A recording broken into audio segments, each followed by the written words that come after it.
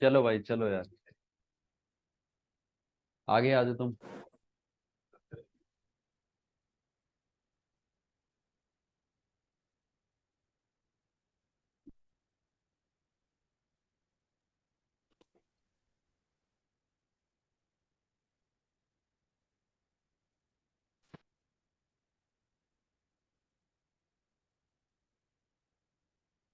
चलिए कल हम बात कर रहे थे यार एग्जीक्यूटिव की। ठीक है, एग्जीक्यूटिव में हमने देखा था कि दो तरह के एग्जीक्यूटिव हैं,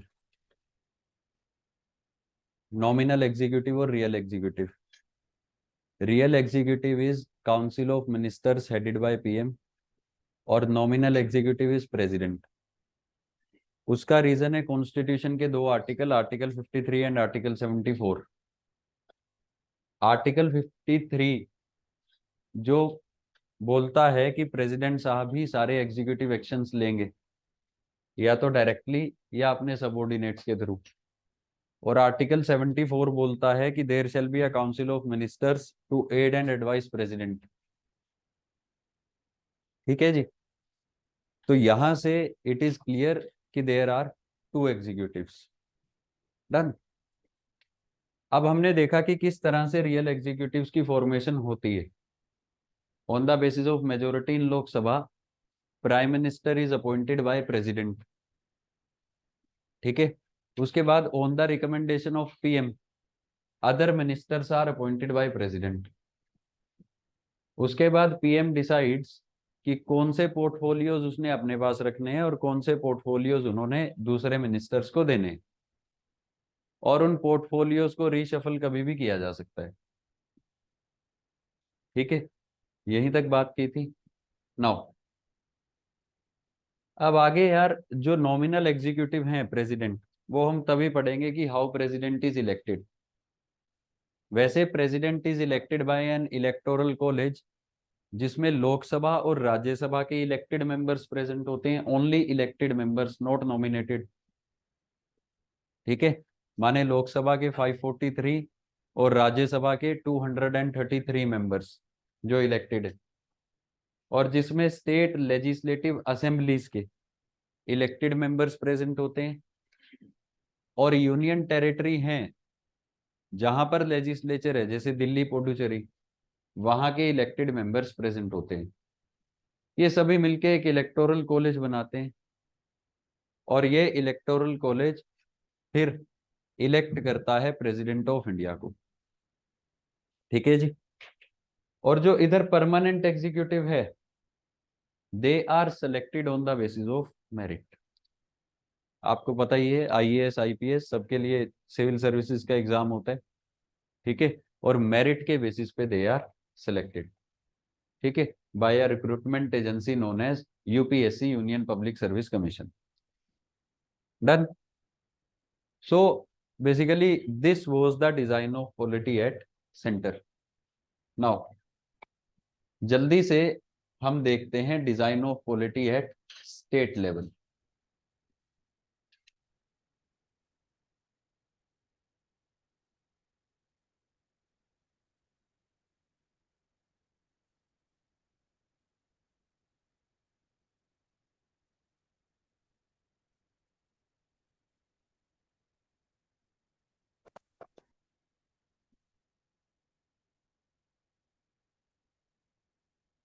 तो स्टेट लेवल पे भी यार तीन ऑर्गन्स है गवर्नमेंट के, legislature, executive and judiciary.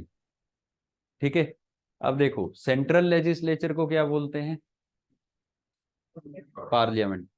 Parliament कैसा लेजिस्लेचर है? बाई कैमरल, मतलब देर आर टू हाउसेस। कौन कौन से हाउसेस हैं? लोकसभा एंड राज्यसभा। लोकसभा के मेंबर्स कैसे इलेक्ट होते हैं? They are elected directly by people. ठीक है, लोकसभा का मेंबर पार्लियामेंट में किसको रिप्रेजेंट करेगा? अपनी कॉन्स्टिट्युएंसी को। डन। किस सिस्टम के थ्रू इलेक्ट होगा लोकसभा का member? First past the post system. बहुत बढ़िया। अब अगर राज्यसभा की बात करूं तो कितने मेंबर्स है? 245। किस तरह से बनते हैं? 233 are elected and 12 are nominated. 12 को नॉमिनेट कौन करेंगे? किस फील्ड में expert? Art, science, literature and social service. ठीक है। 233 को कौन इलेक्ट करेगा? MLA of states. राज्यसभा के मेंबर किसको रिप्रेजेंट करते हैं? अपनी स्टेट को। चलिए नाउ, अब ऐसे ही there are different states in India. ठीक है। तो जो स्टेट्स का लेजिस्लेचर है यार, वो सभी स्टेट्स का लेजिस्लेचर एक जैसा नहीं है। कुछ स्टेट्स भारत में ऐसी हैं जहां पे unicameral legislature is present. Unicameral means कि only single house is present, और वो सिंगल हाउस कौन सा है? State legislative assembly. हाँ जी। जो अभी आपने पीछे वाला बताया, जैसे राज्यसभा में एमएलए सिलेक्ट करते हैं, इलेक्ट करते हैं। तो फॉर एग्जांपल कोई ऐसी ड्यूटी है जिसका जहां पे लेजिस्लेचर है वो भी वहां से राज्यसभा मेंबर्स जाएंगे। एमएलए भी होगी तो सिलेक्ट करता है। जे जो यूटी ऐसी है, अभी इसके बाद मैंने बताना था, उसके बाद जो यूटी ऐसी है जहां पे लेजिस्लेचर है, जैसे दिल्ली, पुडुचेरी, आने वाले टाइम में जम्मू एंड कश्मीर, यहाँ पे एमएलए हैं, तो इनको भी एलोकेट होंगी सीट्स राज्यसभा में। बाकी यूटी से मेंबर्स राज्यसभा में नहीं जाते हैं। Chandigarh is a UT, but Chandigarh में लेजिस्लेचर नहीं है। चंडीगढ़ में कोई अपनी लेजिस्लेटिव असेंबली एमएलए नहीं है, तो चंडीगढ़ से कोई राज्यसभा में नहीं जाता है। Only the UTs which are having legislature, वहीं से ही कोई ना कोई राज्यसभा में जाएगा। डन। नाउ, अब देखो यार, कुछ स्टेट्स ऐसी हैं जहां पे यूनिकैमरल लेजिस्लेचर है। यूनिकैमरल मींस कि सिर्फ एक हाउस है। ठीक है। और हाउस कौन सा प्रेजेंट है? State legislative assembly. But there are some states in India जहां पे bicameral legislature is present. Bicameral means कि देयर आर टू हाउसेस। दो हाउस कौन कौन से हैं? एक तो है state legislative assembly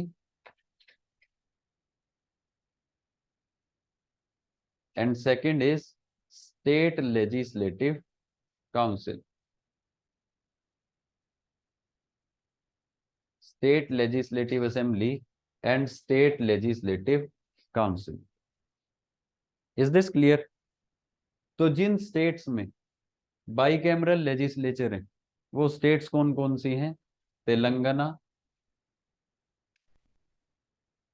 Uttar Pradesh, Bihar, Maharashtra,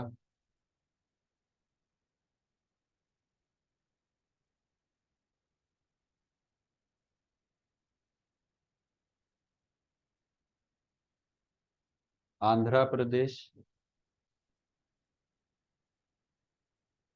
and Karnataka. ठीक है। तो currently there are 6 states.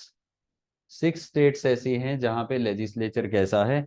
Bicameral, मतलब असेंबली के साथ साथ एक और हाउस प्रेजेंट है, that is state legislative council.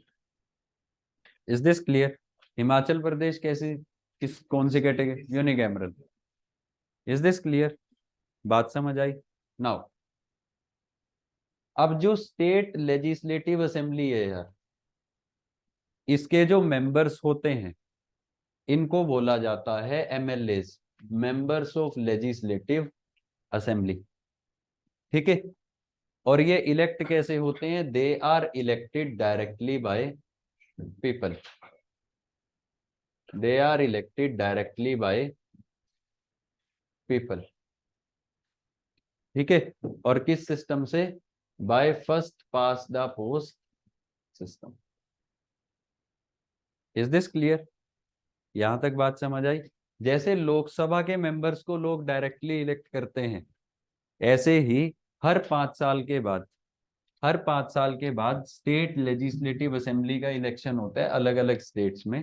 ठीक है, जैसे हिमाचल प्रदेश में इसी साल हुआ। ठीक है, लास्ट ईयर हुआ, लास्ट ईयर हुआ। चलो, हिमाचल प्रदेश में लास्ट ईयर हुआ। ठीक है, तो हिमाचल प्रदेश को लेजिस्लेटिव असेंबली के पर्पज से कितनी कॉन्स्टिट्यूएंसीज में बांटा गया है? 68। ठीक है, तो 68 कॉन्स्टिट्यूएंसीज में लोगों ने अपने 68 रिप्रेजेंटेटिव्स को चुना। Is this clear?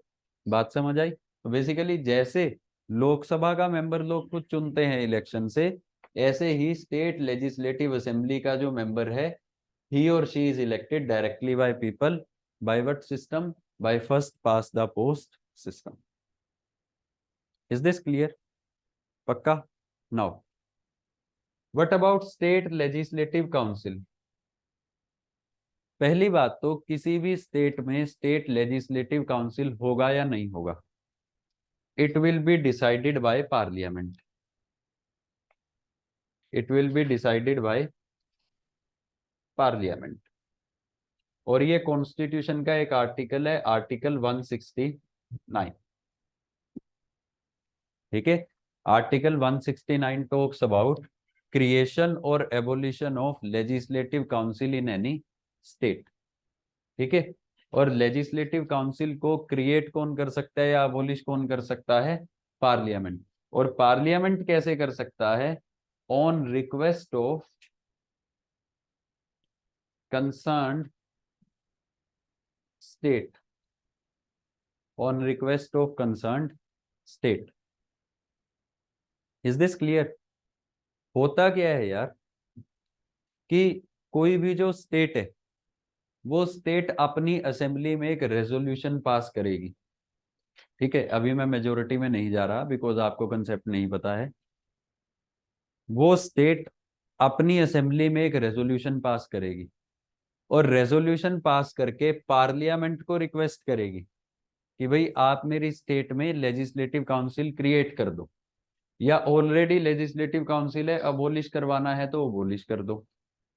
ठीक है, उसके बाद it is the discretion of parliament. Parliament की मर्जी है कि उस रेजोल्यूशन पे पार्लियामेंट काम करता है या नहीं करता है। ठीक है, तो पार्लियामेंट क्या कर सकता है? पार्लियामेंट बेसिकली इसको लेजिस्लेटिव काउंसिल को क्रिएट भी कर सकता है और पार्लियामेंट इसको अबोलिश भी कर सकता है। Done? Is this clear? Now, how members of legislative council are elected? बोलिए। सर थोड़ा बड़ा लिखिए प्लीज, कुछ दिख नहीं रहा, एक्चुअली स्क्रीन क्लियर नहीं है। ये लाइट्स नहीं ऑन होती यार।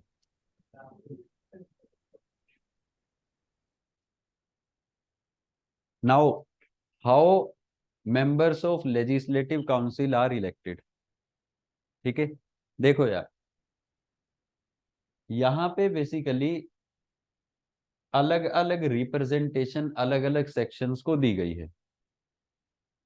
Under constitution it is written कि लेजिस्लेटिव काउंसिल के जो 1/3 मेंबर्स हैं, 1/3 members will be elected by MLAs of that state. 1/3 members will be elected by MLAs of state। ठीक है जी। उसके अलावा 1/3 members will be elected by representatives of local bodies।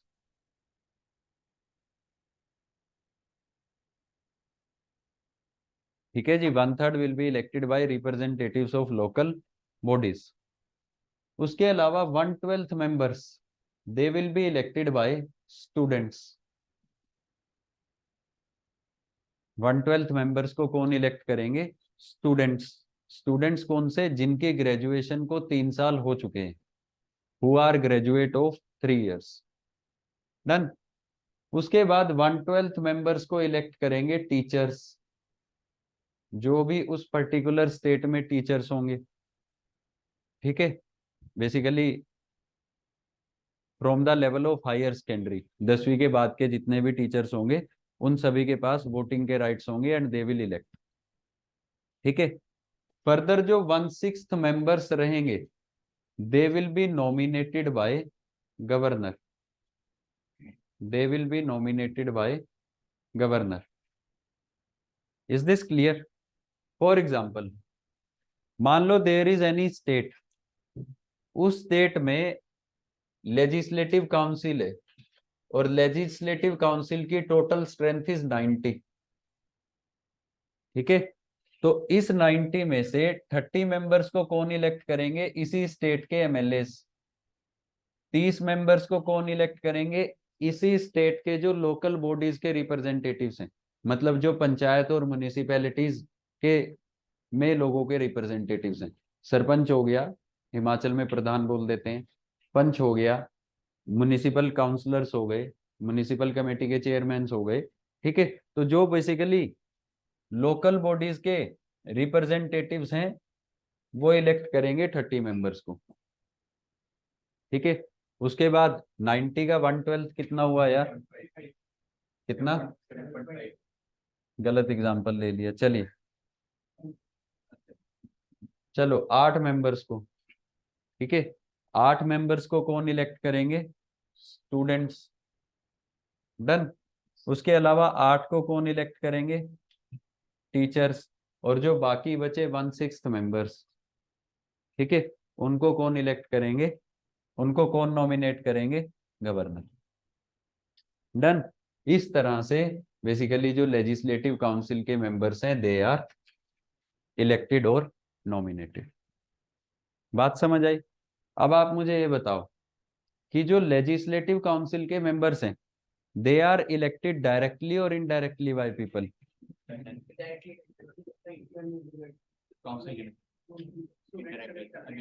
Exactly. Some members are elected directly by people, जैसे यार जो teacher select कर रहे हैं, स्टूडेंट सिलेक्ट कर रहे हैं, ये तो डायरेक्ट इलेक्शन ही है। Some members are elected indirectly by people, जो एमएलए इलेक्ट कर रहे हैं दे आर इलेक्टेड इनडायरेक्टली। जो ये लोकल बॉडीज के रिप्रेजेंटेटिव सिलेक्ट कर रहे हैं they are elected indirectly, and some members are nominated by governor. Is this clear? बात समझ आई? ये याद रखना, 6 स्टेट्स ऐसी हैं जहां पे बाइकैमरल लेजिस्लेचर है। ये बनाना या ना बनाना is the discretion of parliament under article 169 of the constitution, and parliament can do so on the request of concerned state legislature.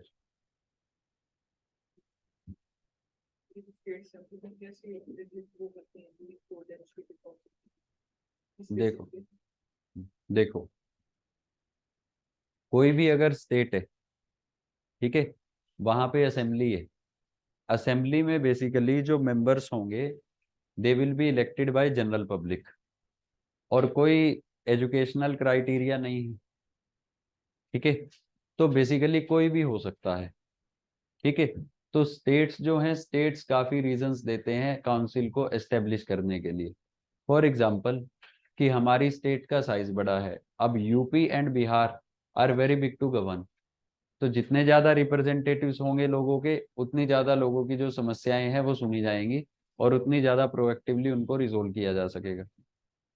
ठीक है, similarly second reason are some state से कि भाई वी आर एजुकेशनली बैकवर्ड, तो ये जो state legislative council है it ensures कि पढ़े लिखे लोग भी पॉलिसी और लॉ मेकिंग में आए। For example students are electing, teachers are electing. ठीक है, बात समझ आई? So due to these different reasons it can be established in any state. ठीक है, जब बाद में हम इसको डिटेल में पढ़ेंगे तब हम इसको पढ़ेंगे कि basically what are its merits and what are its demerits.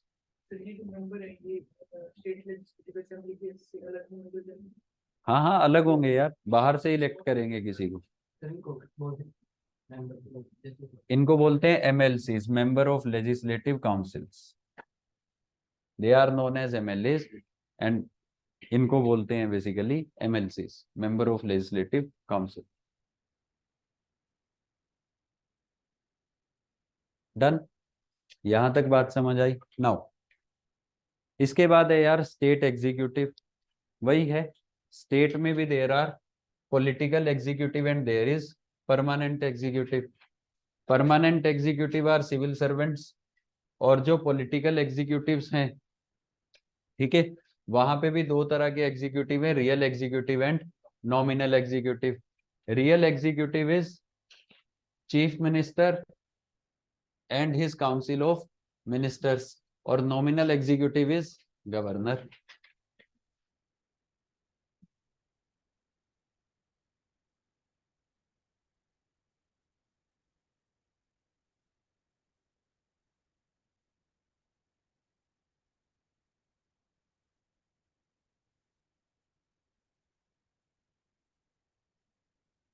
Political and permanent. Political में basically there is real executive and nominal executive. Nominal is governor and real is chief minister and his council of ministers. ठीक है, same process है यार यहाँ पे भी। How chief minister is selected? He is appointed by governor on the basis of majority in legislative assembly. Is this clear? तो chief minister will be appointed by governor on the basis of majority in legislative assembly. ठीक है, फिर chief minister के कहने पे बाकी सभी ministers will be appointed by governor. ठीक है, और ये कहाँ के मेंबर्स हो सकते हैं? They can be member of assembly, they can be member of council, और they can be any member जो करंटली असेंबली या काउंसिल का मेंबर नहीं है, प्रोवाइडेड 6 महीने के अंदर अंदर वो मेंबर बने। Is this clear? बाकी बेसिकली सब कुछ इज सेम जैसा आपने ऊपर पढ़ा। डन? बात समझ आई? चलिए, हाँ, governor is appointed by president. ठीक है, governor is not elected, president in India is elected, but governor is appointed by president. ठीक है, डन? चलिए,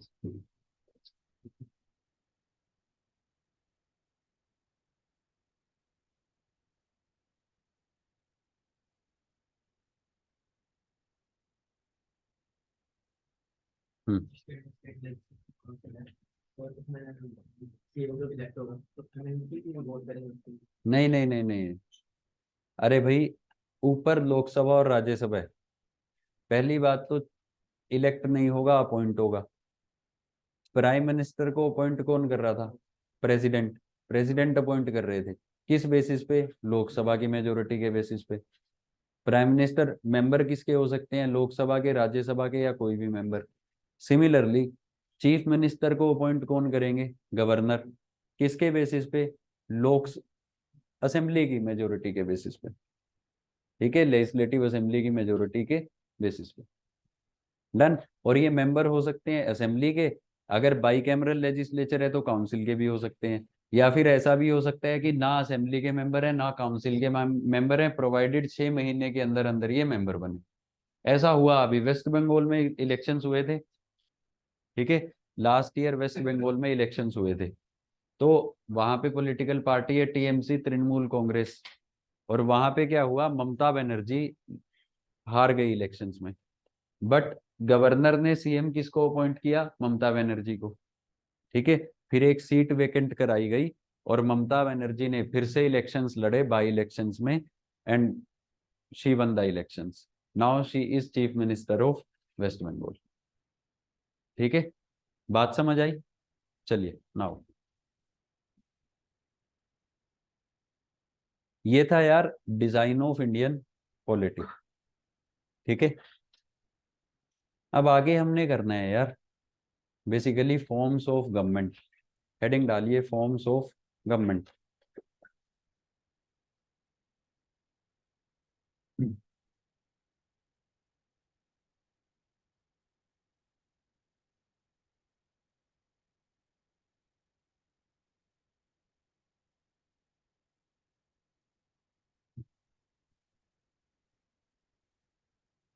फॉर एग्जाम्पल किसी स्टेट में असेंबली होती है तो वहाँ पे सभी मेंबर्स जाते हैं जैसे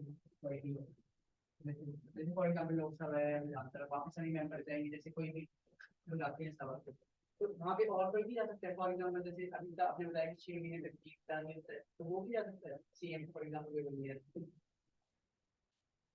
हाउस में यस सर। जा सकता है, वोट नहीं कर सकता। जवाब तो देगा ना। अगर कोई मिनिस्टर बन गया, although he is not the member of house, but जो एमएलए हैं वो क्वेश्चंस तो पूछेंगे, जवाब तो देने ही पड़ेंगे।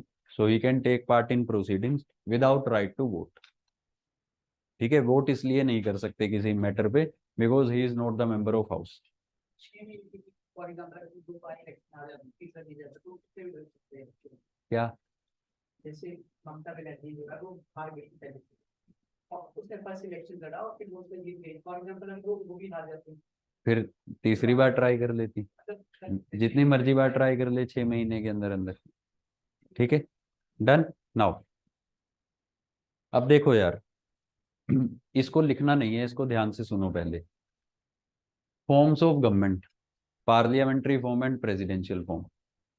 ठीक है, अब देखो यार, on the basis of relationship,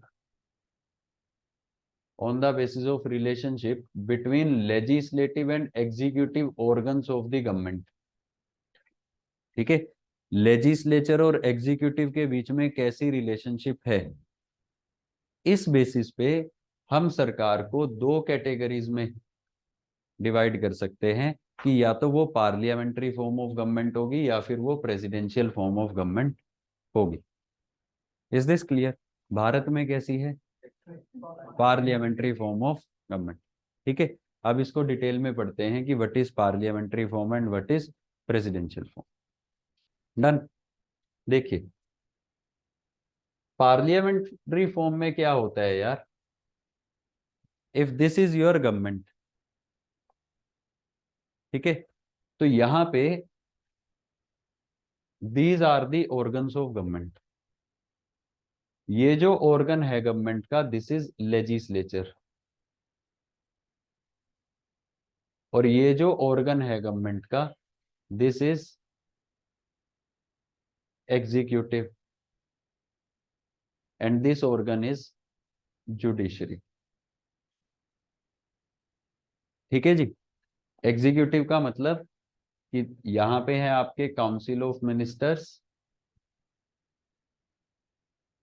which are headed by prime minister. ठीक है जी, ये तो है basically parliamentary form of government. अगर अब हम प्रेसिडेंशियल फॉर्म ऑफ गवर्नमेंट देखें, तो प्रेसिडेंशियल फॉर्म ऑफ गवर्नमेंट में these are the organs, legislature, executive and judiciary. ठीक है जी, एग्जीक्यूटिव में कौन आएगा? मिनिस्टर्स, जिनको सेक्रेटरीज भी बोल देते हैं, और एग्जीक्यूटिव को हेड कौन करेंगे? प्रेसिडेंट। और यहाँ पे कंट्री के हेड भी कौन होंगे? प्रेसिडेंट। लेकिन यहाँ पे कंट्री के हेड कौन होंगे? प्रेसिडेंट। ठीक है, अब आप मुझे ये बताओ कि दोनों बेसिकली इन डायग्राम से आपको क्या समझ आ रहा है? Raise your hands. आप मुझे बताइए कि दोनों में what are the differences and what are the similarities. हाँ, कोलैबोरेशन को ले सकते हैं, मतलब कोई भी काम है वो सब डिराइव कुछ मत करो, सिर्फ मुझे डायग्राम्स देख के बताओ कि यहाँ से क्या समझ आ रहा है, कॉमन सेंसिकल रीजनिंग। हाँ। So legislature and executive are related. Hmm The executive is elected from the legislature. Hmm, Their executive and legislature are completely different. बिल्कुल। Here executive is the part of legislature. यहां से हम क्या देख सकते हैं कि ये जो एग्जीक्यूटिव है, this executive is the part of legislature, but यहाँ पे legislature and executive are different bodies, they are separated. Legislature अलग है और एग्जीक्यूटिव अलग है। डन। और कोई डिफरेंस?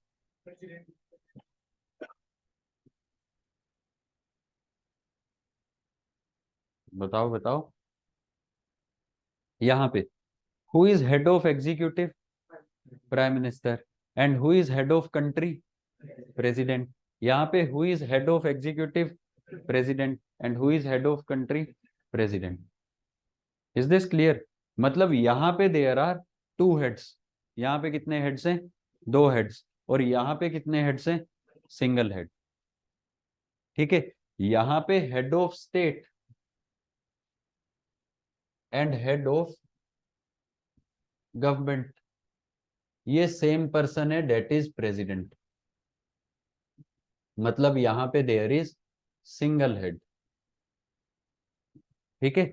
बट यहाँ पे head of state is president and head of government is PM. तो यहाँ पे basically there is a concept of dual heads. Is this clear? देखो होता क्या है यार कि एग्जीक्यूटिव और लेजिस्लेचर के रिलेशनशिप के बेसिस में आप या तो parliamentary form of government establish कर सकते हो किसी भी कंट्री में, या फिर presidential form of government establish कर सकते हो किसी भी कंट्री में। अगर मैं पार्लियामेंट्री का एग्जांपल लूं तो parliamentary form of government is in Britain, parliamentary form of government is in India. ठीक है। अगर मैं प्रेसिडेंशियल फॉर्म ऑफ गवर्नमेंट का एग्जांपल लूं तो इट इज इन यूएसए। ठीक है। अब दोनों की वर्किंग में basically there are certain differences. ठीक है। अब देखो भारत में क्या होता है। भारत में जब इलेक्शन होते हैं, जनरल इलेक्शंस, तो लोग लोकसभा को चुनते हैं। उस लोकसभा में मेजोरिटी के बेसिस पे, on the basis of majority in that Lok Sabha, basically Bharat में एग्जीक्यूटिव बनता है, सरकार बनती है। ठीक है। भारत में पीएम बनता है और पीएम के साथ साथ काउंसिल ऑफ मिनिस्टर्स बनते हैं। This is the procedure in India, अभी हम देख चुके हैं। ठीक है। बट इन यूएसए, यूएसए में जो उनका लेजिस्लेचर है सेंट्रल लेवल पे वो बाइकैमरल है। There are two houses. ठीक है। वहां पे भी there is one lower house and another is upper house. ठीक है। माने उनका सेनेट और congress. Congress is lower house and senate is upper house. ठीक है। यूएस में भी सेम काम होता है। यूएस में जो लोअर हाउस के मेंबर्स हैं, कांग्रेस के मेंबर्स हैं, they are elected directly by people, जैसे हमारे यहाँ लोकसभा के इलेक्ट होते हैं। और वहां पे जो सीनेट के मेंबर्स हैं, ठीक है, they are elected by members of particular state legislature. Is this clear? They are elected by members of state legislature, जैसे हमारे राज्यसभा के मेंबर्स को एमएलए इलेक्ट करते हैं। बट एक छोटा सा डिफरेंस है भारत और यूएस में। भारत में अलग अलग स्टेट से अलग अलग नंबर ऑफ मेंबर्स जाते हैं राज्यसभा में। भारत से अलग अलग स्टेट से अलग अलग नंबर ऑफ मेंबर्स इलेक्ट होके जाएंगे राज्यसभा में। फॉर एग्जांपल हिमाचल प्रदेश से 3, हरियाणा से 5, पंजाब से 7, इस तरह अलग अलग स्टेट से different number of members. But US में हर एक स्टेट से सेम नंबर ऑफ मेंबर्स जाएंगे, कहां पे? सीनेट में। Is this clear? बेसिकली वहां पे इफ देयर इज, मान लो लॉस एंजल्स है, वहां से भी उतने ही मेंबर जाएंगे सेनेट से, और कैलिफोर्निया से भी उतने ही मेंबर्स जाएंगे सेनेट में। Is this clear? बात समझ आई? अब व्हाट इज फेडरलिज्म? फेडरलिज्म का मतलब क्या होता है? अभी सिंपल सा, federalism means division of powers between centre and states, यही होता है फेडरलिज्म। ठीक है। अब क्योंकि यूएसए से हर स्टेट से सेम नंबर ऑफ मेंबर्स जाते हैं सेनेट में, इसलिए जो यूएस का फेडरलिज्म है इसको बोला जाता है सिमेट्रिकल फेडरलिज्म। क्या बोला जाता है? Symmetrical federalism. समझना इस बात को। कि हर एक स्टेट के relations with centre are same, इसका मतलब there is symmetry among states. हर एक स्टेट की सेम बार्गेनिंग पावर है, कहां पे? सेंटर में, मतलब there is symmetry between states. But Bharat से, क्योंकि हर एक स्टेट से डिफरेंट नंबर ऑफ मेंबर्स जाते हैं राज्यसभा में, तो हर एक स्टेट की बार्गेनिंग पावर इज डिफरेंट। भाई मान लो पार्लियामेंट में कोई भी लॉ बनेगा, लोकसभा क्या है? लोकसभा यूनियन को रिप्रेजेंट करता है, वहां पे every member represent his constituency. But Rajya Sabha में किसके रिप्रेजेंटेटिव्स बैठे हैं? स्टेट के। वो स्टेट के इंटरेस्ट को राज्यसभा में रखने का काम करते हैं। बट क्या हर एक स्टेट अपना इंटरेस्ट राज्यसभा में सेम वेटेज के साथ रख सकती है? नो। वाई? बिकॉज हर एक स्टेट से डिफरेंट नंबर ऑफ मेंबर्स जा रहे हैं राज्यसभा में। तो हिमाचल प्रदेश की bargaining power in Rajya Sabha is less as compare to Haryana, because Haryana के ज्यादा मेंबर्स हैं। Is this clear? तो क्योंकि basically different states have different bargaining powers, इसलिए भारत में बोला जाता है कि भारत में फेडरलिज्म कैसा है? Asymmetrical federalism. Asymmetrical federalism. ये बात समझ आई? ये बात समझ आई यहां पे? पक्का? नाउ अब हम बात कर रहे थे यूएसए की, इसको बाद में लिख लेना, सुन लो, मैं डिक्टेट भी करवाऊंगा, ये इंपॉर्टेंट है। हम बात कर रहे थे यूएसए की। तो यूएसए का लेजिस्लेचर बेसिकली लोगों ने चुना। कांग्रेस के जितने भी मेंबर्स हैं they are elected directly by people, और सेनेट के जितने भी मेंबर्स हैं they are elected by members of legislative assemblies of their states. Is this clear? Now अब जो यूएसए में एग्जीक्यूटिव है यार, जो हेड ऑफ गवर्नमेंट है, वो बेसिकली लेजिस्लेचर के बेसिस पे नहीं बनता, ना ही वो लेजिस्लेचर का पार्ट होता। यूएसए में लोग अपने एग्जीक्यूटिव को भी अलग से चुनते हैं। Is this clear? Head of government को भी अलग से चुनते हैं। तो वहां पे लेजिस्लेचर के लिए भी अलग से इलेक्शंस होंगे और प्रेसिडेंट के लिए भी अलग से इलेक्शंस होंगे। और प्रेसिडेंट को कौन चुनेंगे? He will also be elected by people. He will also be elected by people. लोग बेसिकली यूएस में प्रेसिडेंट को इलेक्ट करेंगे, और ये प्रेसिडेंट यूएसए में हेड किसको करेगा? यूएस की गवर्नमेंट को। Is this clear? But Bharat में जो गवर्नमेंट के हेड है प्राइम मिनिस्टर, क्या इनको लोग चुनते हैं? नहीं। इनको कौन चुनते हैं? Basically he is appointed by president on the basis of majority in Lok Sabha. Is this clear? इनको इनडायरेक्टली कौन चुन रही है? लोकसभा। बात समझ आई? ठीक है। नाउ पहला डिफरेंस तो यही है कि यहाँ पे head of government is independent of the legislature. यहाँ पे head of government is independent of the legislature, and legislature plays no role in selecting head of government, and he is selected by people, he is elected by people in a different manner. Done. But यहाँ पे जो head of government है, he is not elected by people differently, rather he is appointed by president on the basis of majority in lok sabha. तो यहाँ पे legislature plays a role in appointment of head of government. ये बात समझ आई? पक्का? Now अब बात करते हैं काउंसिल ऑफ मिनिस्टर्स की। यहां पे काउंसिल ऑफ मिनिस्टर्स को अपॉइंट कौन करेंगे? प्रेसिडेंट। किसके कहने पे? पीएम के कहने पे। और ये काउंसिल ऑफ मिनिस्टर्स भी किसका पार्ट होंगे? They will also be the part of legislature. किसका पार्ट होंगे? लेजिस्लेचर का, लोकसभा राज्यसभा का। अब यहाँ पे जो मिनिस्टर्स होते हैं इनको बोला जाता है सेक्रेटरीज। सेक्रेटरीज को कौन अपॉइंट करते हैं? प्रेसिडेंट। ठीक है, किसकी मर्जी से? अपनी मर्जी से।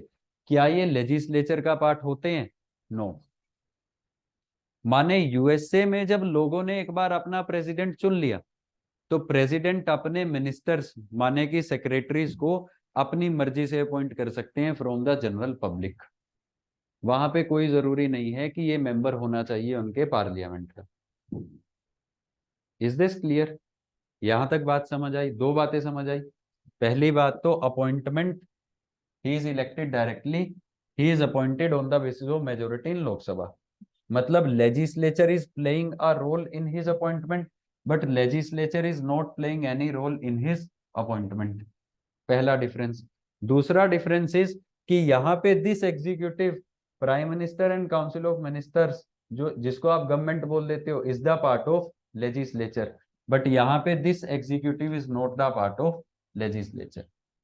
Is this clear? These are two differences. तीसरा डिफरेंस, अब आप मुझे ये बताओ कि दोनों में से ज्यादा रिस्पॉन्सिबिलिटी कौन से एग्जीक्यूटिव की होगी, इस वाले की या इस वाले की? फर्स्ट वाले की। यहां पे बेसिकली जो एग्जीक्यूटिव है पार्लियामेंट्री फॉर्म में, he has dual responsibilities, he has dual responsibilities. ठीक है, ड्यूअल रिस्पॉन्सिबिलिटी कैसे? As a member of executive, as a member of government, इनकी रिस्पॉन्सिबिलिटी है लॉज को इंप्लीमेंट करने की, इनकी रिस्पॉन्सिबिलिटी है लॉज को इंप्लीमेंट करवाने की। But as a member of legislature, ये लोकसभा या राज्यसभा के मेंबर भी तो हैं, ये एमपी भी तो हैं, इनकी रिस्पॉन्सिबिलिटी है लॉ की इनेक्टमेंट में भी, लॉ को इनेक्ट करवाने की भी। Is this clear? मतलब ये लॉ मेकिंग में भी रोल प्ले करेंगे और लॉ की इंप्लीमेंटेशन में भी रोल प्ले करेंगे। कहां पे? भारत में executive. Is this clear? But in USA, as executive is not the member of legislature, तो इनकी सिर्फ एक रिस्पॉन्सिबिलिटी है, सिंगल रिस्पॉन्सिबिलिटी है, वो क्या है? Execution of loss, implementation of loss. इनकी रिस्पॉन्सिबिलिटी लॉ को बनाने की नहीं है। Is this clear? This is the third difference. Parliamentary form of government में एग्जीक्यूटिव की ड्यूअल रिस्पॉन्सिबिलिटी होती है, प्रेसिडेंशियल फॉर्म ऑफ गवर्नमेंट में एग्जीक्यूटिव की बेसिकली सिंगल रिस्पॉन्सिबिलिटी होती है। डन? यहां तक बात समझ आई? नाउ फोर्थ डिफरेंस,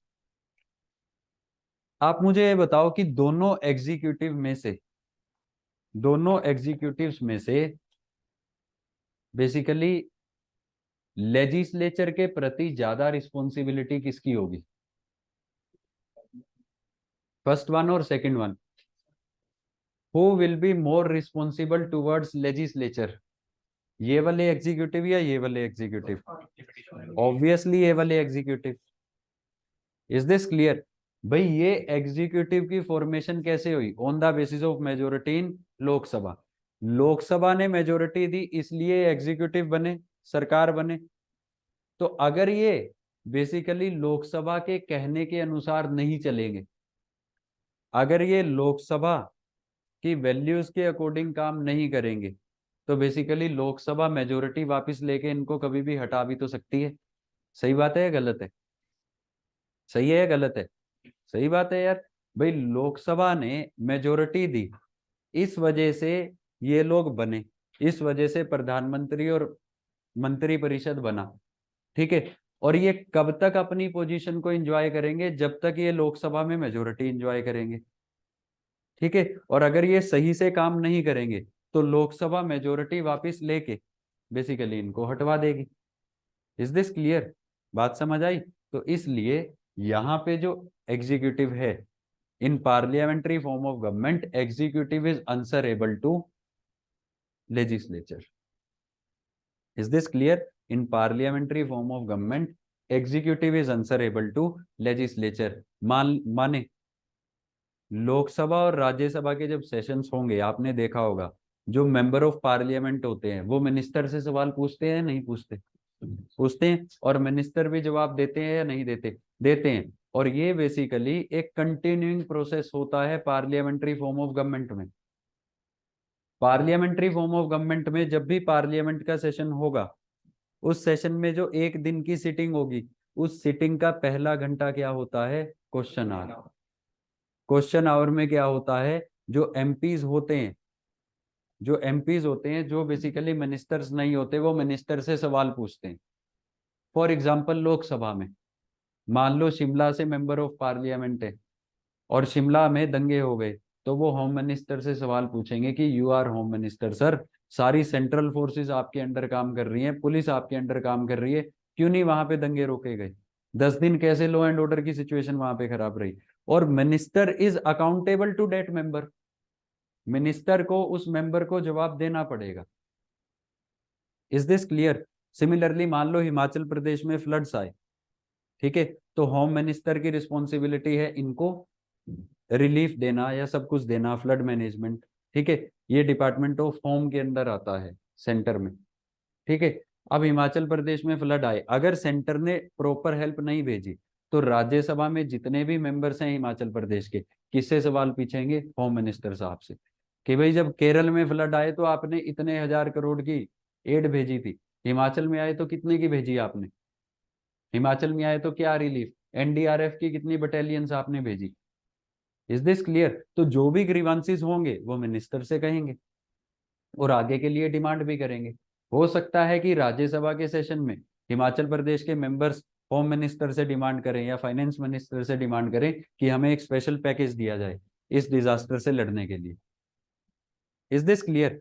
तो यहाँ पे क्योंकि इन लोगों को बनाने वाला ही लेजिस्लेचर है, पर्टिकुलरली लोकसभा है, इस वजह से they are also answerable to Lok Sabha, because जब तक लोकसभा की मेजोरिटी है तब तक ये लोग एग्जिस्ट करते हैं, जिस दिन लोकसभा ने मेजोरिटी वापस ले ली they will cease to exist. Is this clear? इसलिए बोला जाता है कि जो पार्लियामेंट्री फॉर्म ऑफ गवर्नमेंट है, that government is more accountable and more responsible. ज्यादा रिस्पॉन्सिबल और अकाउंटेबल किसको है? लेजिस्लेचर को। Is this clear? बट ये प्रेसिडेंशियल फॉर्म ऑफ गवर्नमेंट है यार, president and he secretaries are taking decisions. आपको लगता है कि ये लेजिस्लेचर को जाके जवाब देंगे? नहीं। क्या लेजिस्लेचर इनसे फालतू के सवाल पूछ सकता है? नो। और ये जवाब भी नहीं देंगे। अगर लेजिस्लेचर प्रेसिडेंट साहब से कुछ पूछेगा या किसी सेक्रेटरी मिनिस्टर से कुछ पूछेगा, ये अपनी मर्जी से जवाब देंगे, ठीक है। एंड दे विल से कि भाई क्या तुम मतलब क्या कर लोगे तुम हमारा, तुमने बनाया है हमें, लोगों ने डायरेक्टली इलेक्ट किया है, we are choice of people, ठीक है, so we are not answerable to you, we are directly accountable to people of US, but we are not accountable to legislature. तो बेसिकली यहाँ पे जो सरकार होती है, government is non responsible government, ठीक है। यहाँ पे जो सरकार होगी गवर्नमेंट इज रिस्पॉन्सिबल किसको? To legislature. बट यहाँ पे जो गवर्नमेंट होगी government will be non responsible किसको? लेजिस्लेचर। यहां तक बात समझ आई? नाउ आप मुझे बताइए कि दोनों केसेस में से ज्यादा स्टेबल गवर्नमेंट कहां पे होगी, फर्स्ट वन और सेकंड वन? अरे भाई सेकंड वन। यहाँ पे कैसे स्टेबिलिटी होगी? यहाँ पे तो हमेशा तलवार लटकी है ना इनके सर पे। वाई? बिकॉज यहाँ पे तब तक है जब तक मेजोरिटी है लोकसभा में, ठीक है, लेकिन यहाँ पे बेसिकली लेजिस्लेचर हटा ही नहीं सकता, ठीक है। टेक्निकली स्पीकिंग यूएस में लेजिस्लेचर के पास सिर्फ एक वेपन है एग्जीक्यूटिव को हटाने का, that is impeachment of president, and that too is a very difficult process, not practical, बहुत इम्प्रैक्टिकल है। तो मतलब एग्जीक्यूटिव इज स्टेबल, ये अपने 4 साल पूरे करेगा ही करेगा, 4 साल के लिए बनता है, इसको बीच में नहीं हटाया जा सकता, ठीक है। Because there is only a single tool of removing the executive, that is impeachment of president. But in India, parliament has number of tools to remove council of ministers headed by PM. Parliament के पास basically कई सौ tools हैं जिससे वो इनको हटा सकते हैं। डिफीट ऑफ मनी बिल, ठीक है, cut motion in passing of cut motion in budget, passing of no confidence motion, defeat of ordinary bill in Lok Sabha. तो basically there are many tools जिसके थ्रू लेजिस्लेचर इस एग्जीक्यूटिव को कभी भी हटा सकता है। Is this clear? इस वजह से बोला जाता है कि this kind of government is relatively unstable and this kind of government is more stable. बात समझ आई? Is this clear? ठीक है, मैं क्वेश्चंस पूछता हूं, रेज योर हैंड्स। पहले ही हाँ, तुम्हारा सवाल है, पूछो। What about the permanent part of it? But about permanent executives are permanent यार, ठीक है। Basically they are civil servants, जो परमानेंट एग्जीक्यूटिव है ना, they are civil servants, they assist political executives, they work under the political executive. होता क्या है, जैसे मान लो there is a minister of home affairs, minister of home affairs will be assisted by a secretary of home affairs. Secretary कौन होगा, बहुत ही सीनियर आईएएस ऑफिसर। उस सेक्रेटरी के नीचे होम अफेयर्स में बेसिकली देर, होम मिनिस्ट्री में there can be many departments, ठीक है, department of border roads, department of languages, ये वो, ठीक है। अब हर एक डिपार्टमेंट को भी हेड करेगा एक ज्वाइंट सेक्रेटरी आईएएस ऑफिसर, ठीक है। तो इस तरह से मिनिस्टर के नीचे there is a chain of civil servants जो काम कर रही है। This chain of civil servants is known as permanent executive. They are selected on the basis of merit by a recruitment agency on the basis of examination, ठीक है। And they can be removed in case of misconduct or violation of rules by political executive only, ठीक है। But they can be removed only on some grounds, corruption कर ली, ये कर लिया, वो कर लिया, तब दे कैन बी रिमूव्ड। हाँ,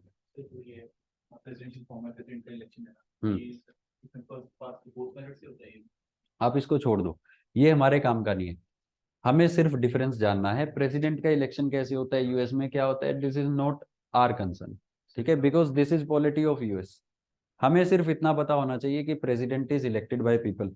होता क्या है, इलेक्टोरल कॉलेज होता है, इनडायरेक्ट इलेक्शंस के थ्रू बाय स्टेप यूएस के प्रेसिडेंट इलेक्ट होते हैं, बट हमें ये जानने की जरूरत नहीं है। और बताइए। लेजिस्लेचर फॉर्म में ऐसा पॉसिबल है कि लेजिस्लेचर में जो मेजॉरिटी वो किसी और के प्रेसिडेंट जो वो एग्जैक्टली ये पॉसिबल है, और मेनी ऑफ द टाइम्स ये होता है। देखो यार, यहाँ पे जिसकी लोकसभा में मेजोरिटी है, लोकसभा में, उन्हीं की ही सरकार बनेगी, उन्हीं का ही एग्जीक्यूटिव बनेगा, ठीक है। Why, because on the basis of majority in Lok Sabha only you are forming the government. But यहाँ पे many a times it can happen कि कांग्रेस में मेजोरिटी किसी दूसरी पार्टी की है, मान लो रिपब्लिकन्स की है, और प्रेसिडेंट किसका है, डेमोक्रेट्स का। इज दिस क्लियर, यहाँ पे मेजोरिटी डेमोक्रेट्स की है, प्रेसिडेंट किसका है, रिपब्लिकन्स का। तो many a time it happens. और बताओ। हाँ हाँ, ये तो यार, ये पार्लियामेंट्री प्रेसिडेंशियल नहीं है, मैंने आपको बीच में बताया। सिंपल सी बात है, जो राज्यसभा होता है ना, राज्यसभा को बोला जाता है upper house, council of states. मतलब राज्यसभा जो है ना यार, वहां पे स्टेट्स अपनी बात रखती हैं सेंटर में, सेंटर की पॉलिसी मेकिंग में। अब पार्लियामेंट जो लॉ बनाएगा पूरे भारत के लिए बनाएगा ना, लोकसभा जो लॉ बनाएगी पूरे भारत के लिए बनाएगी। अल्टीमेटली लॉ तो स्टेट्स में इंप्लीमेंट होगा ना, because Bharat consist of states, ठीक है। अब क्या है कि राज्यसभा इज अ हाउस जहां पे स्टेट्स जाके अपनी बात रख सकती है कि ये लॉ हमारे लिए सही है या नहीं है। तो राज्यसभा को तभी तो बोला जाता है कि it is the council of states, जहां पे स्टेट अपनी बात रख सकती है। डन। अब यूएस में क्या होता है, जो उनकी राज्यसभा है, उनका सेनेट है, हर स्टेट से इक्वल नंबर ऑफ मेंबर जाते हैं, से 20, हर स्टेट से 20 लोग जाएंगे। तो हर स्टेट की bargaining power is same in centre. But Bharat में अलग अलग स्टेट से अलग अलग नंबर ऑफ मेंबर्स जाएंगे, तो हर स्टेट की बार्गेनिंग पावर इज डिफरेंट। इसलिए भारत में बोला जाता है there is asymmetrical federalism, US में there is symmetrical federalism. Is this clear, इस बेसिस पे। Done. on the basis of population of respective states। क्या चाहिए,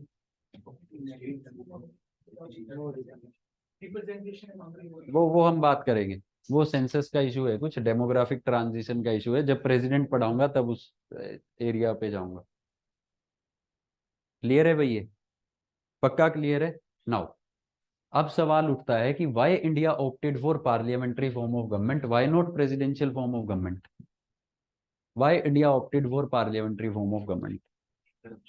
देखो, ये बेसिकली डिबेट हुई कॉन्स्टिट्यूएंट असेंबली में भी कि whether we should go for presidential form of government और पार्लियामेंट्री फॉर्म ऑफ गवर्नमेंट, ठीक है। डिबेट बेसिकली दो मुद्दों पे हुई। पहला यहाँ पे इशू था इशू ऑफ स्टेबिलिटी, ठीक है। बहुत से लोगों ने फेवर किया कि we should go for presidential form of government.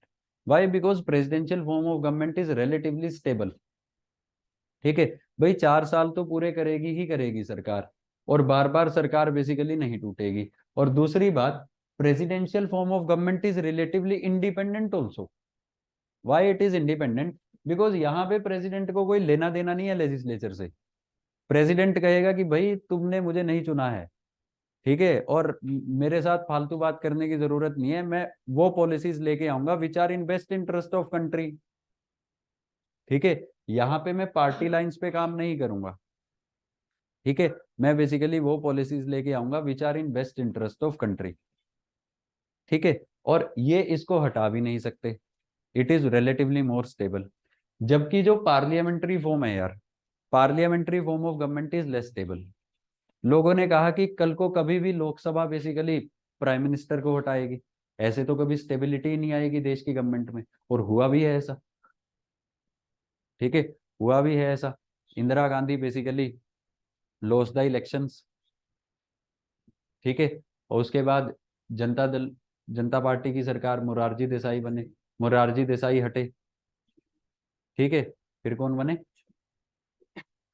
चरण सिंह बने, चरण सिंह हटे, फिर इंदिरा गांधी बने। ठीक है, तो बेसिकली इसके बाद थोड़ा टाइम इंदिरा गांधी रही, राजीव गांधी रहे, उसके बाद फिर से यही काम हुआ, कभी पीवी नरसिम्हा राव बने, कभी एच डी देवगौड़ा बने, कभी अटल बिहारी वाजपेयी बने, कभी कोई बन रहे हैं, कभी कोई बन रहे हैं। Is this clear? तो basically people favoured, some people of the constituent assembly favoured कि we should go for presidential form of government, because Bharat जैसे देश को स्टेबिलिटी की ज्यादा जरूरत है। ठीक है, और पार्लियामेंट्री में तो basically there will be unstability. ठीक है, but at the same time some people favored parliamentary form of government। इन्होंने क्या एग्जाम्पल दिया, बड़ा ही अच्छा तर्क है। इनके द्वारा तर्क दिया गया कि भाई देखिए, मान लिया कि पार्लियामेंट्री फॉर्म ऑफ गवर्नमेंट में स्टेबिलिटी के इश्यूज हैं, देयर इज नो स्टेबिलिटी। ठीक है, government is not stable, but parliamentary form of government का एक जबरदस्त फीचर है कि it has to take into account interest of every section of society. It has to take into account, it has to accommodate the interest of every section of society, and if it will not accommodate तो इसको हटाया जा सकता है। देखिए, India is a country जहां पे बहुत डाइवर्सिटी है। ठीक है, India is a diverse country, religion के बेसिस पे डाइवर्सिटी है, कास्ट के बेसिस पे डाइवर्सिटी है, रीजन के बेसिस पे डाइवर्सिटी है, रीजनल डाइवर्सिटी है, लैंग्वेज डाइवर्सिटी है, बहुत तरह की डाइवर्सिटी है। ऐसे में अगर भारत में मान लो प्रेसिडेंशियल फॉर्म ऑफ गवर्नमेंट बनती है, तो एक प्रेसिडेंट बनेंगे, एक पर्टिकुलर रीजन से, एक पर्टिकुलर रिलीजन के, एक पर्टिकुलर लैंग्वेज बोलने वाले और एक पर्टिकुलर कास्ट के प्रेसिडेंट बनते। फॉर एग्जाम्पल मान लो गुजरात से बन गए, ठीक है, एक पर्टिकुलर रिलीजन के बन गए और एक पर्टिकुलर कास्ट के बन गए। बट इफ बनने के बाद इन्होंने बेसिकली अलग तरीके से काम करना शुरू कर दिया, इन्होंने बायस्ड तरीके से काम करना शुरू कर दिया, तो क्या कभी लेजिस्लेचर इनसे सवाल पूछ पाएगा? नहीं। क्या कभी तमिलनाडु के लोग, हरियाणा पंजाब के लोग इनसे सवाल पूछ पाएंगे कि ऐसा क्यों कर रहे हो, क्यों नहीं कर रहे? नहीं। क्या उन लोगों का दबाव होगा इनके ऊपर कि भाई आप रीजनलिज्म क्यों कर रहे हैं, आप सिर्फ गुजरात की डेवलपमेंट क्यों कर रहे हैं, आप बिहार यूपी की तरफ क्यों नहीं ध्यान दे रहे? क्या कोई दबाव होगा, क्या कोई प्रेशर होगा पूरे कंट्री को अकोमोडेट करने के लिए, पूरे कंट्री के इंटरेस्ट को अकोमोडेट करने के लिए? नो। Is this clear? तो इस वजह से these kind of people favoured parliamentary form of government की। India is a diverse country, Bharat में बहुत डाइवर्सिटी है, और भारत में जो भी सरकार बने, ये भारत में नेसेसिटी है कि वो सरकार हर एक सेक्शन के लिए काम करे, हर एक रीजन के लिए काम करे, हर एक कास्ट के लिए, हर एक रिलीजन के लिए, हर एक लैंग्वेज के लिए काम करे। और ये तभी इंश्योर किया जा सकता है अगर इस सरकार के ऊपर बेसिकली प्रेशर रहेगा, किसका? लेजिस्लेचर का। अब अगर मोदी जी प्रधानमंत्री हैं, अगर रीजनलिज्म प्रैक्टिस करते हैं, किसी पर्टिकुलर रीजन को ज्यादा फेवर करते हैं, किसी को डिसफेवर करते हैं, तो पार्लियामेंट में तो आएंगे ना, सवाल तो पूछेंगे ना लोग, नो कॉन्फिडेंस मोशन भी लेके आ सकते हैं ना। Is this clear? This was the reason, to accommodate the diversity of India and to take into account the interest of various sections of society, parliamentary form of government was basically opted in India. और constituent assembly में बहुत बड़े leader थे, member थे constituent assembly के। While debating इन्होंने एक बहुत अच्छी लाइन बोली थी कि basically I will give priority to a responsible government than a stable government. चाहे सरकार तीसरे दिन गिर जाए, चाहे 6 महीने में 10 सरकारें बदल जाएं, लेकिन जो सरकार है भारत में कैसी होनी चाहिए? रिस्पॉन्सिबल गवर्नमेंट होनी चाहिए, ताकि सबका वेलफेयर हो सके। ठीक है, तो basically we gave more priority to a responsible government. ठीक है, स्टेबल हो ना हो हमें फर्क नहीं पड़ता है। जहां पे प्रेसिडेंशियल फॉर्म है, they gave more priority to stable government. Is this clear? Basically दो कीवर्ड्स याद रखने हैं, stability and responsibility. Is this clear? अब इसमें कोई डाउट है तो मुझसे पूछिए, कोई भी डाउट क्वेरी है तो पूछो यार।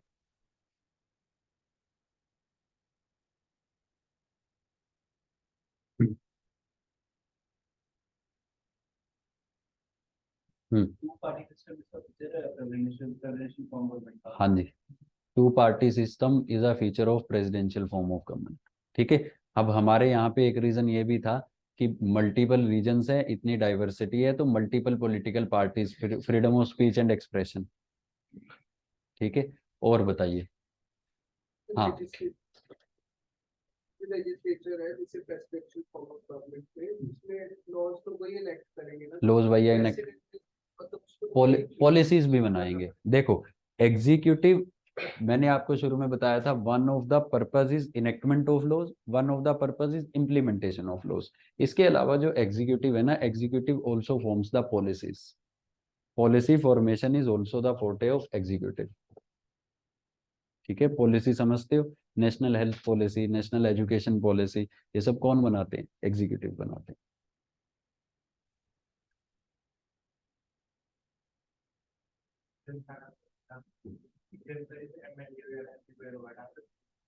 जनता नहीं, राइट टू रिकॉल भारत में नहीं है। एमपी एमएलए को जनता नहीं हटा सकती। इसको बोलते हैं राइट टू रिकॉल, कि आपने अपना एमपी एमएलए चुना, वो सही से काम नहीं कर रहा, आप हटा दो। ये अभी भारत में नहीं है, यूएसए में भी नहीं है। क्या? ये कंसेप्ट आया उन कंट्री से जहां पे डायरेक्ट डेमोक्रेसी है। हम पढ़ेंगे डेमोक्रेसी कैन बी डायरेक्ट और इनडायरेक्ट। डायरेक्ट डेमोक्रेसी के there are 4 tools: referendum, plebiscite, recall and initiative. ठीक है, जैसे स्विट्जरलैंड है, वहां से कंसेप्ट आया। We will study, learn about it. Bharat में कुछ स्टेट्स में जो पंचायती राज सिस्टम है, वहां पे राइट टू रिकॉल दिया गया है। For example in Haryana, Haryana में अगर सरपंच काम नहीं कर रहा तो गांव के लोग उसको हटा सकते हैं। ठीक है, this is a tool of direct democracy, right to recall. और बताओ,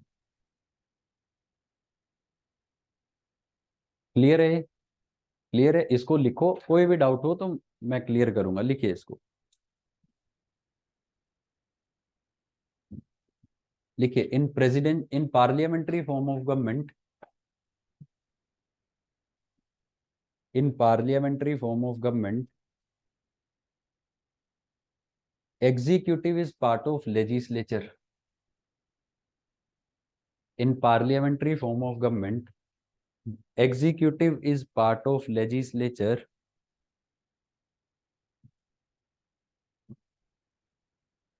that is every minister, that is every minister, including prime minister, including prime minister,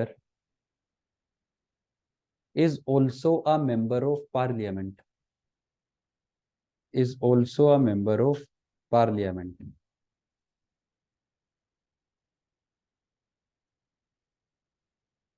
And if not, and if not, then he has to take membership. If not, then he has to take membership within 6 months. Take membership within 6 months. Whereas whereas in presidential form of government, whereas in presidential form of government, legislature and executive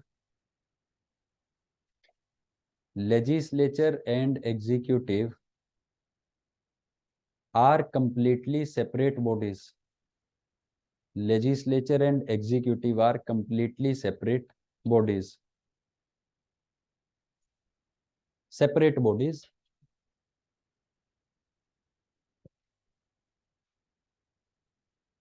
ठीक है, second point लिखिए,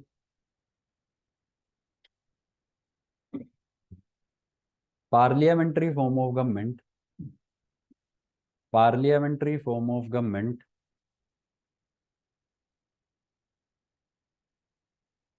consists of two heads, that is head of state, bracket में लिखिए president, head of state president, and head of government, bracket में लिखिए PM, country, state का मतलब country, head of state and head of government, that is PM. whereas in presidential form, president is head of state as well as head of government. Whereas in presidential form, president is head of state as well as head of government.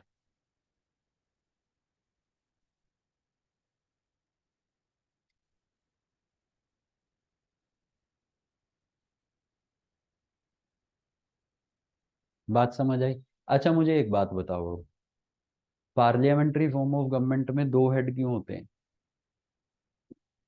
एक simple सा basic सा reason दे दूं, क्यों वहां पे एक ही head है और यहाँ पे दो की जरूरत है? Because here head of government is selected on the basis of majority in Lok Sabha. So you always require another head who will appoint him on the basis of majority in Lok Sabha. यहाँ पे देखो यार relationship है ना executive और legislature का, है ना. अब ये जो हेड ऑफ गवर्नमेंट है इसको बेसिकली लगाना भी है on the basis of majority in Lok Sabha, अगर मेजोरिटी गई तो हटाना भी है. अब खुद से तो ऐसा करेंगे नहीं ये, ठीक है. तो you also require another nominal head जो बेसिकली ये जो कोऑपरेशन और कोऑर्डिनेशन है एग्जीक्यूटिव और लेजिस्लेचर के बीच में, इसको बेसिकली मैनेज करेगा. Is this clear? Because here they are two different entities, कोई कोऑपरेशन और कोऑर्डिनेशन है ही नहीं है, ठीक है. There is separation of functions also. तो यहाँ पे बेसिकली किसी और पर्सन की, थर्ड पर्सन की रिक्वायरमेंट नहीं है, ठीक है. आगे लिखिए.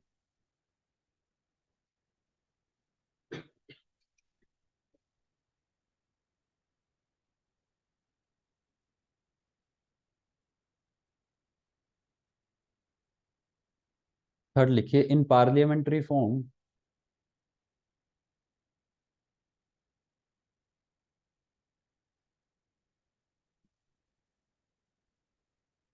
ministers are also members of parliament. Ministers are also members of parliament. So they have dual responsibility. So they have dual responsibility. That is formation of laws and implementation of laws and policies. ठीक है, law को enact करने की responsibility भी है और laws को और पॉलिसीज को इम्प्लीमेंट करने की भी रिस्पॉन्सिबिलिटी है. Whereas in presidential form,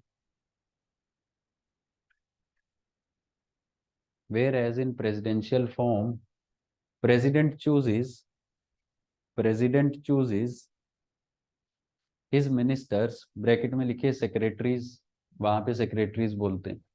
president chooses his ministers, bracket में secretaries, from citizens at large, from citizens at large, and they are not members of legislature। Legislature से भी चूज कर सकते हैं करना है। वहां पे हो ही नहीं सकता। अगर वो लेजिस्लेचर से चूज करेंगे तो उसको रिजाइन करना पड़ेगा लेजिस्लेचर से। ठीक है, चूज कर सकता है प्रेसिडेंट किसी को, उसकी पार्टी का कोई बन गया, एमपी बन गया, उसको चूज कर सकते हैं, but then he has to resign. ठीक है, क्या लिखा था? And they are not the member of legislature, so they have the responsibility only to implement the laws and policies. So they have the responsibility of only implementing laws and policies।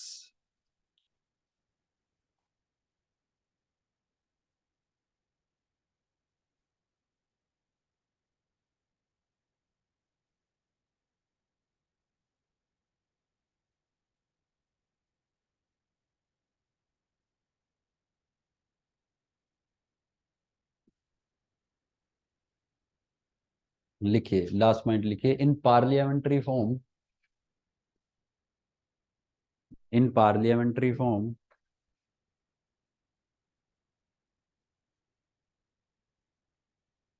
Council of ministers, COM लिख लो, in parliamentary form council of ministers headed by PM, headed by PM is responsible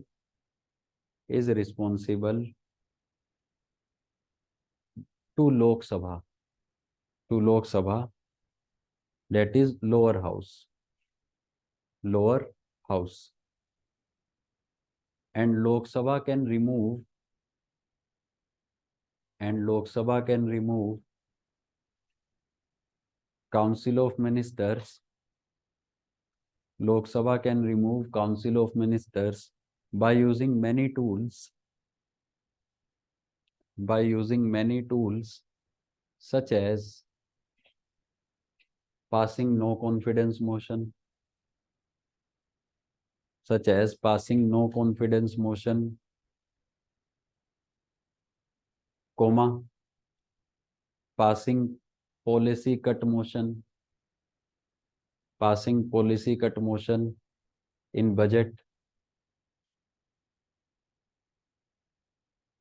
comma, defeat of money bill, defeat of money bill, etc.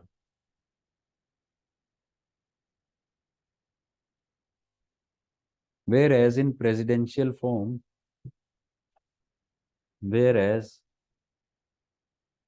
in presidential form, the president and his ministerial council, whereas in presidential form, the president and his ministerial council is not responsible to legislature, is not responsible to legislature, and legislature only has one tool, and legislature only has one tool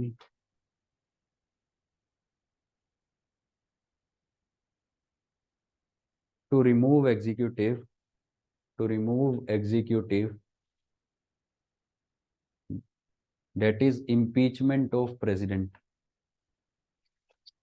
that is impeachment of president,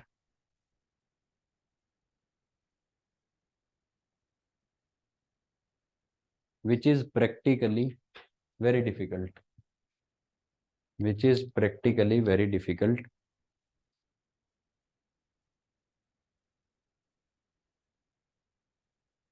last में लिखिए conclusion, conclude कीजिए।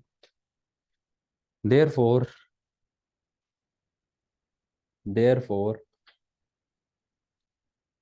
parliamentary system, therefore parliamentary system is said to be putting greater emphasis on accountability of executive, is said to be putting greater emphasis on accountability of executive and has less stability of executive. greater On accountability, जवाबदेही, responsibility for actions. Thus, parliamentary system is said to be putting greater emphasis on accountability of executive and has less stability of executive. And has less stability of executive. Whereas presidential system puts greater stress on stability.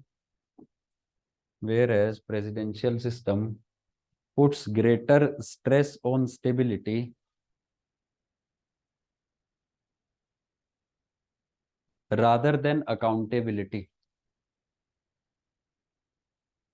Puts greater stress on stability rather than accountability. बात समझ आई? This is the difference between parliamentary system and presidential system. कल मैंने कहा था role of media in strengthening constitutional, लिख के लाया कोई? लाए हो? दो फिर पेज। और कोई लिख के लाया है? लो, नाम लिखा है इस पे? मुझे कैसे पता लगेगा यार कौन हो तुम?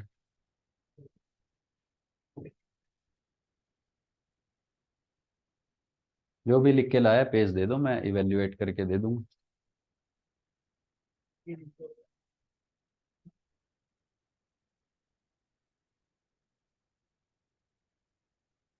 कल के लिए क्वेश्चन दे रहा हूँ, देखो मैं दे दूंगा यार, मुझे जो देगा मैं उसका इवेल्युएट कर दूंगा, जो नहीं देगा तुम्हारी मर्जी है, ठीक है? जितने कम आए मेरा उतना फायदा है, ठीक है? और ये कोई कंपल्शन नहीं है मेरे लिए, it is only a gesture, ठीक है? कि चलो कोई लिखना सीखना चाहता है तो सीख जाएगा। नाउ अगर कल एक सवाल लिख के लाना चाहते हो तो एक सवाल लिख लाना कि देखो वो घुमाएगा कि recently there have been debates that India should shift towards presidential form of government. ये सवाल बहुत बार आ चुके हैं, आगे भी आ सकते हैं कि डिबेट्स है कि हमें इधर शिफ्ट कर जाना चाहिए, ठीक है? ड्यू टू राइजिंग ये वो दो चार गलत चीजें लिखेगा, ठीक है? सो discuss the merits and demerits of presidential system in context of India, ठीक है? आपने लिखना है discuss the merits and demerits of presidential system in context of Indian society. अब आप गूगल की भी हेल्प ले सकते हो भाई, ठीक है? You can take help also. तो इसको अटेम्प्ट कैसे करना है? सबसे पहले तो बताना है कि what are the differences parliamentary और प्रेसिडेंशियल में, फिर बताना है कि प्रेसिडेंशियल के क्या फायदे हो सकते हैं भारत के लिए, क्या नुकसान हो सकते हैं, आखिरी में कंक्लूड कर देना। देखो रेडिकल शिफ्ट कभी भी सजेस्ट नहीं करना है, ये कभी भी सजेस्ट नहीं करना कि इधर आ जाओ, ठीक है? जो है वो अच्छा है। Is this clear? कंक्लूड यही करना है कि this system is better than this for India. तो अब देखते हैं कल आप कैसे लिख के लाते हैं, ठीक है भाई? बात समझ आई? हाँ जी, sir can you share your mobile number, तो अगर हम कुछ लिखते हैं तो आपको शेयर कर देंगे। आप ऐसा करो, अच्छा मैम का नंबर है? सॉरी सर, आप ऑडिबल नहीं, क्या बोल रहे सुदीक्षा मैम का नंबर है? हैं? Yes sir. हाँ, आप सुदीक्षा मैम को सेंड कर देना, पीडीएफ बना के अपना नाम लिख के वो मुझे भेज, ओके सर, थैंक ठीक है? मैं बोल दूंगा उनको। स्वाति नाम है ना आपका? यू। Yes sir. ठीक है, मैं बोल दूंगा। Okay sir, thank you. हाँ जी, कुछ पूछना है यार? समझ आ गया है? घर पे जाके इसको रीड करना, ठीक है? थोड़ा सा रिकॉल करना, सोचना इसके बारे में, कोई भी डाउट हुआ तो आई एम हियर ओनली, ठीक है? Tomorrow I will take your doubt. Saturday class होती है आपकी? नहीं होती? चलो फिर मंडे को, ठीक है जी? चलिए, थैंक यू।